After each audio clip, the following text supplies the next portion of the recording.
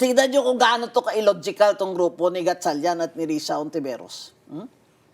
Naniniwala din kayo na ang konstitusyon nagsasabi na 13 dapat ang majority para mag-elect ng Senate President. Diba? Kaya hindi kayo nag-elect ng inyong Senate President eh.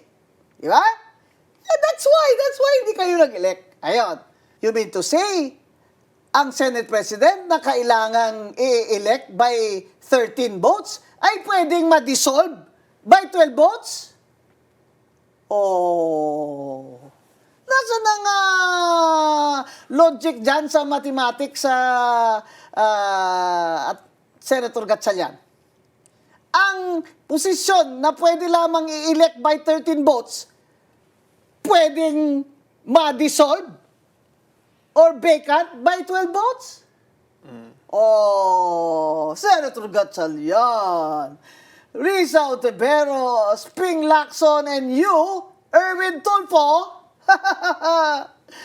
not only have to shape up your mathematics, you really have to check your logic. Because hindi naman ho kami maluloko eh.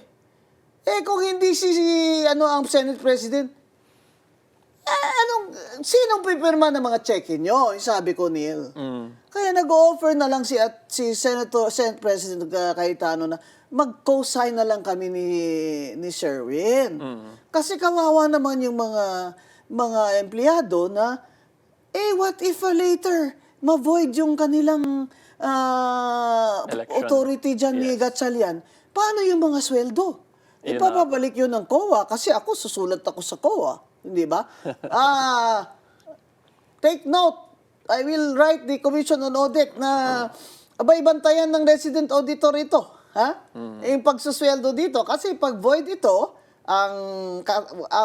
walang kapangyarihan si Senator Gatchalian, ay ipasuli sa empleyado ang kanilang sweldo. Yung bagong secretary, sergeant at arms, siyempre hindi nila isusuli. Kawawa naman sila. Dapat si Senator Gatchalian is a billionaire. He should be the one who should pay. Di ba? Oh. So, klaro, kung bakit 12 lang, sabi nila ay may na sila, may majority na sila. Pero, tanggap din nila na hindi sila maka-elect ng Senate President nila dahil kailangan nila 13.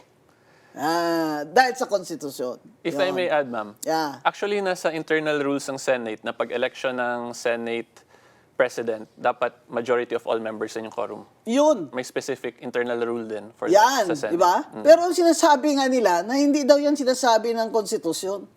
But the rule-making power kasi of Senate emanates from the Constitution. Correct.